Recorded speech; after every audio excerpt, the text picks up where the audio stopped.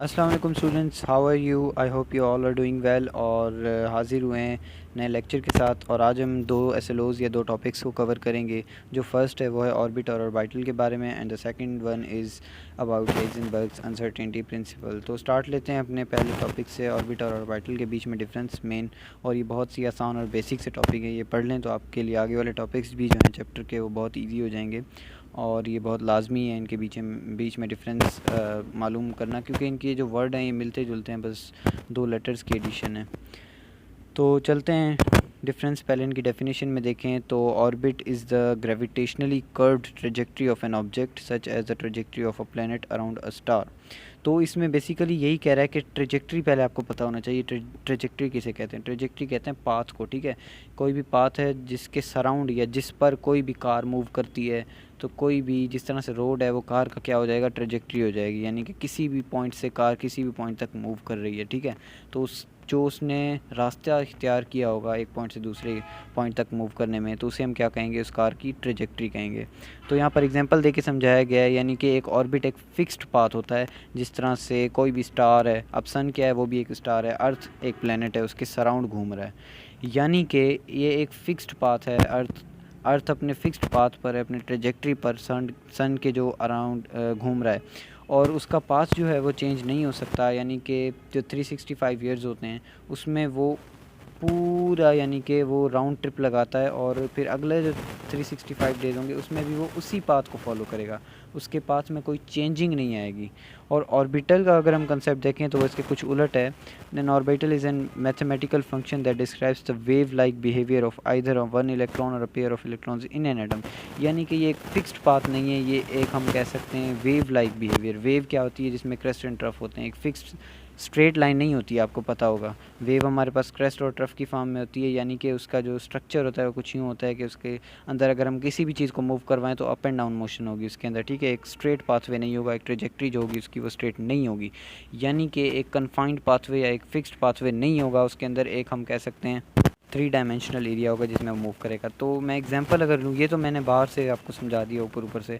वैसे अगर हम इलेक्ट्रॉन की या एटम की बात करें तो ऑर्बिट जो होता है ना, वो हम कह सकते हैं शेल को, ठीक है। जिसमें शेल में इलेक्ट्रॉन्स जो है वो मूव कर रहा होते हैं। दो कंसेप्ट हैं, ठीक है ना, ऑर्बिट और ऑर्बिटल के।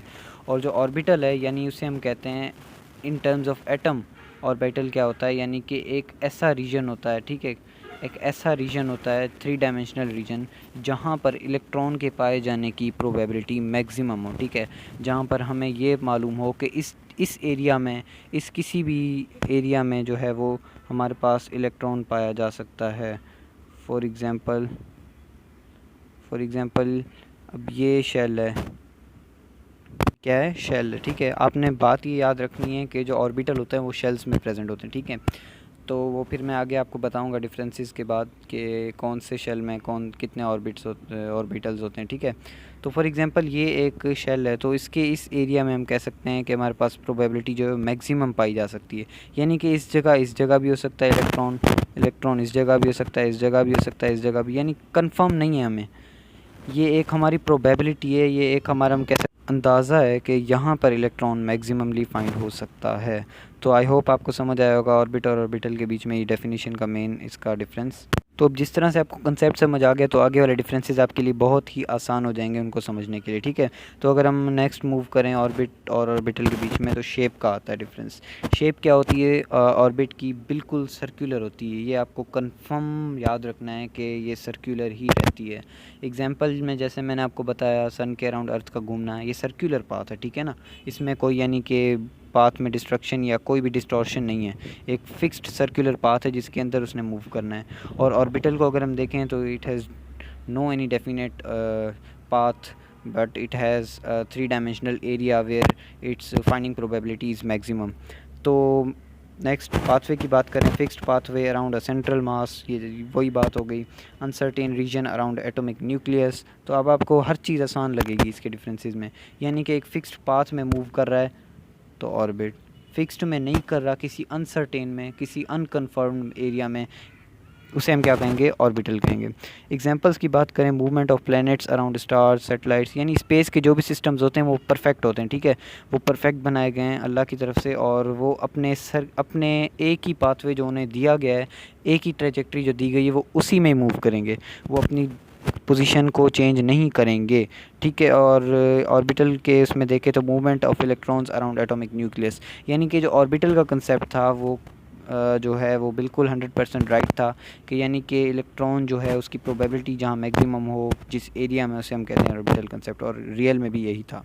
तो अब तो हमने पढ़ लिया डिफरेंस ऑर्बिट और ऑर्बिटल के बीच में। तो नेक्स्ट मैं आपको बताता हूँ कि ऑर्बिटल्स यानी कि शेल्स जो होते हैं, किस शेल में कितने ऑर्बिटल्स होते हैं, ठीक है। और अगर हम देखें for example principal quantum number, first shell के शेल, ठीक है। एक मिनट में पेन तब्दील करूँ। के शेल की अगर मैं बात करूँ, ठीक है, तो के शेल में प्रिंसिपल क्वांटम नंबर 1 के बराबर होता है, ठीक है। 1 के बराबर होता है, यानी कि इसके अंदर जो ऑर्बिटल्स होंगे वो भी 1 होंगे। पहले तो ऑर्बिटल्स होते कौन कौन से हैं, पहले आपको ये पता होना चाहिए। ऑर्बिटल्स जो होते हैं वो एस ऑर्बिटल होता है, पी ऑर्बिटल होता है, डी ऑर्बिटल होता है और एफ ऑर्बिटल होता है। ये 4 ऑर्बिटल्स होते हैं, ठीक है। जो एस ऑर्बिटल होता है, that is we can say that spherical in shape, and P is dumbbell in shape, and D is double dumbbell, and F is complex shaped, okay. ये सर्कुलर हो जाएगा, ये डम्बल लाइक, ठीक है, इस तरह से, ये डबल डम्बल इस तरह से, और इसकी कम्प्लेक्स हो जाएगी, ठीक है।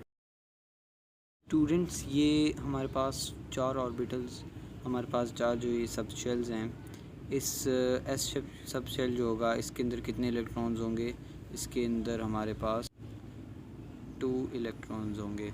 और जो पी होगा इसके पास 6 इलेक्ट्रॉन्स होंगे, डी होगा इसके पास 10 इलेक्ट्रॉन्स होंगे, एफ़ होगा इसके पास 14 इलेक्ट्रॉन्स होंगे। ये एक कांस्टेंट वैल्यू जो ये मैक्सिमम इलेक्ट्रॉन्स अपने अंदर स्टोर कर सकते हैं सब शेल, ठीक है। फिर इनके अंदर आ जाते हैं ऑर्बिटल्स, जिस तरह से फॉर एग्जांपल मैं पी की एग्जांपल ले लूँ तो इसके अंदर 3 ऑर्बिटल्स आ जाते हैं, p x, p y, p z, ठीक है ना, इस तरह से। वो स्टूडेंट्स फिर आगे वाला टॉपिक है, मैं आगे आपको उसके बारे में भी समझाऊंगा अपने नेक्स्ट लेक्चर्स में। तो फ़िलहाल आप इसके मेन ऊपर से डिफरेंसेस को देख लें, ठीक है, ये समझ लें। उसके बाद मैं अगर आगे बढ़ूँ, अगर हमारे पास फर्स्ट शेल है तो हमारे पास उसका प्रिंसिपल क्वांटम नंबर n, यानी कि n की वैल्यू क्या होगी, 1 होगी, यानी कि इसके अंदर क्या है, 1 ऑर्बिटल है, और वो कौन सा ऑर्बिटल है, p ऑर्बिटल, ठीक है। For example n equal to 2 आ रहा है हमारे पास, ठीक है, n इक्वल टू 2, यानी कि जो हमारे पास शेल है वो सेकंड शेल है, तो उसमें क्या होंगे, s एंड p, ठीक है, s एंड p। ये मिस्टेक हो गई ऊपर एक मुझसे, यहाँ पर देखें आपने क्या लगाना है, s लगाना है, आई एम सॉरी। जो अगर हमारे पास प्रिंसिपल क्वांटम नंबर, ये प्रिंसिपल क्वांटम नंबर क्या होता है, ये सारा कुछ मैं आगे आपको बताऊंगा। फ़िलहाल मैंने डिफरेंस बताने थे, पर मैं आपको एक कंसेप्ट दे रहा हूँ ताकि जब आप आगे वाला टॉपिक पढ़ें तो आपके लिए आसानी हो, ठीक है। तो प्रिंसिपल क्वांटम नंबर अगर हमारे पास वैल्यू 1 है तो यानी कि 1, उसके अंदर ऑर्बिटल आएगा एस, और ये एक जनरल कंसेप्ट है, ठीक है। और n की वैल्यू 2 है, यानी 2 शेल्स हैं, तो उसमें उसके अंदर 2 ऑर्बिटल्स आएंगे। और for example n equal to 3 है तो हमारे पास s p d इस तरह से, अगर 4 है तो s p d f इस तरह से, ठीक। और आपको पता है जो फर्स्ट शेल होता है के शेल, उसे हम कहते हैं के शेल, ये फर्स्ट शेल के शेल है, ठीक है। के शेल में हमें पता है मैक्सिमम 2 इलेक्ट्रॉन्स आ सकते हैं, और एस में भी कितने आ सकते हैं, 2।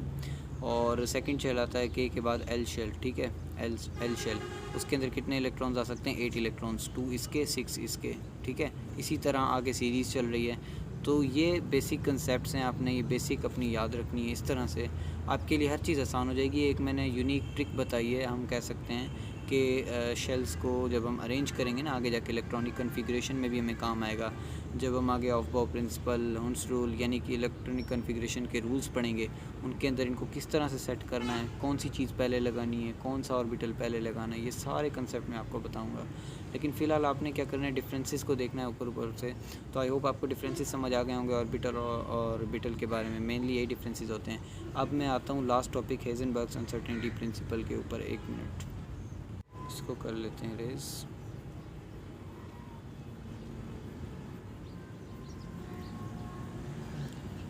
तो हेज़नबर्ग्स अनसर्टेनिटी प्रिंसिपल हमारे पास जो होता है वो है ऑर्बिटल के बारे में, ठीक है। कोई आपसे पूछे तो आपने क्या कहना है, और हेज़नबर्ग अनसर्टेनिटी प्रिंसिपल हमारे पास ऑर्बिटल्स का कंसेप्ट होता है इसके अंदर, ठीक है। ऑर्बिटल्स, ये चीज़ आपने याद रख लेनी है। दूसरी बात हेज़नबर्ग अनसर्टेनिटी प्रिंसिपल की ये स्टेटमेंट की अगर हम बात करें तो उसकी जो इक्वेशन थी या उसकी स्टेटमेंट थी वो हमें यही बताता है कि हम एक ही पॉइंट पर, एक ही टाइम पर, स्पॉन्टेनियस टाइम पर, किसी भी टाइम पर, किसी भी स्पॉट पर हम जो है वो इलेक्ट्रॉन का आइदर पोजीशन, चाहे वो पोजीशन हो या उसका मोमेंटम हो, एक ही वक्त पर फाइंड नहीं कर सकते। अब इसको कैसे हम प्रैक्टिकली इसको समझें, यानी कि पोजीशन और मोमेंटम क्या मतलब, कुछ समझ नहीं आया। तो इसको समझने के लिए मैं आपको एक एग्जांपल देता हूँ। अगर इलेक्ट्रॉन हमारा है इस जगह पर, ठीक है, आपको पता है फोटो इलेक्ट्रिक इफेक्ट, यानी कि जब भी इलेक्ट्रॉन यानी कि इजेक्ट होते हैं, ठीक है, इलेक्ट्रॉन इजेक्ट होते हैं, या उसको छोड़ें आप जब इलेक्ट्रॉन की मूवमेंट हो रही है फॉर एग्जांपल, इसमें आपको पता है इलेक्ट्रॉन की स्पीड कितनी होती है, इलेक्ट्रॉन की बहुत ही ज़्यादा स्पीड होती है। और जब इलेक्ट्रॉन मूव कर रहा होता है तो इतनी स्पीड से कर रहा होता है, फॉर एग्जांपल अगर ये इस पॉइंट पे है ना, इस पॉइंट पे इलेक्ट्रॉन था, ठीक है, मैंने इसकी पोजीशन फाइंड कर ली इस पॉइंट पे, अब मुझे इस पर मोमेंटम फाइंड करनी थी। जब मैं इसकी मोमेंटम फाइंड करने आऊँगा ना, तो ये इलेक्ट्रॉन यहाँ रहेगा ही नहीं, ये इलेक्ट्रॉन यहाँ आ जाएगा, ठीक है, यानी कि अपनी पोजीशन जल्दी से चेंज कर लेगा, मुझे मौका ही नहीं मिलेगा कि मैं फाइंड कर सकूँ दोनों चीज़ें एक ही टाइम पर, ठीक है। तो यही हेज़नबर्ग्स अनसर्टेनिटी प्रिंसिपल, इसमें कोई रॉकेट साइंस नहीं है, बहुत ही ईजी कंसेप्ट है इसका। और इसने यही कहा था कि हम एक ही वक्त पर जो है वो हमारे पास फाइंड नहीं कर सकते आइदर पोजीशन और मोमेंटम ऑफ इलेक्ट्रॉन, ठीक है। तो अब इसकी अगर हम इक्वेशन की बात करें, डेल्टा एक्स डॉट और delta P is greater than और इक्वल टू एच ओवर 4 पाई, ठीक है। ये वही बात आ गई, यानी चेंज इन इसकी जो चेंज पोजीशन में या उसका चेंज इन मोमेंटम, अगर आप इसको सही कर लेंगे फाइंड तो आपका ये जो अनसर्टेन होगा, अगर आप इसको सर्टेन बनाएंगे तो ये आपका अनसर्टेन हो जाएगा, और ये इक्वल हो सकता है या ग्रेटर देन हो सकता है इस कांस्टेंट की वैल्यू के, ठीक है। यही हेज़नबर्ग्स अनसर्टेनिटी प्रिंसिपल है।